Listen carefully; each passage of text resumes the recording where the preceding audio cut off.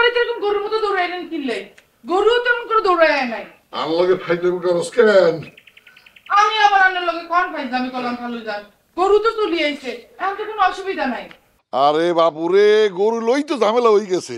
ওই মকর বাড়িতে পুলিশ লই আইছে। ও মা খালুজান, আনে কি এখন গরু রক্ষা করার জন্য কি হুলিশ লাগেনি? আর তো তাই মনে হয়েছে।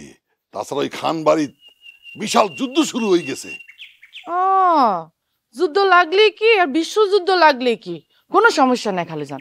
আন্নের কাছে বন্দুক আছে না, এখন গুলি করে দিবেন, একেবারে সব সমস্যার সমাধান হয়ে যাইব। আর ওই বন্দুকের কথা কইস না রে কুটি। এই বন্দুক দিয়ে গুলি বাইর নেওয়াতেই তো সমস্যা হয়ে গেছে। বন্দুক তো ছিল, বাট গুলি বাইর হয় না। হিল্লাই তো আঙ্গ উপর আক্রমণ করছে। এর আগে তো আঙ্গ পজিশন খুব ভালো আছিল। তাই নাকি খালুজান? খানবাড়ির মাইয়ারা যে ডাকু, আন্নারে কি হিডাইছে নাকি? আরে না, আরে মারতে হারে না। চৌধুরী বংশের দাবর আছে না। হ্যাঁ, আন্নারে হিডাইলো কেমনে কইবেন নি। আচ্ছা বাদ দেন খালুজান, আন্নের দুই চৌধুরী কো নাই? হিল্লাই তোর বাড়িতে আসো না। অন তো আয় না। কি করতেছস? গরু চলি আসলো আর হোলার আসলো না। ইয়ার কেমন লাগে দেখতো। আমি বাপ পুরো বয়সে দৌড় দিয়ে চলে আইছি।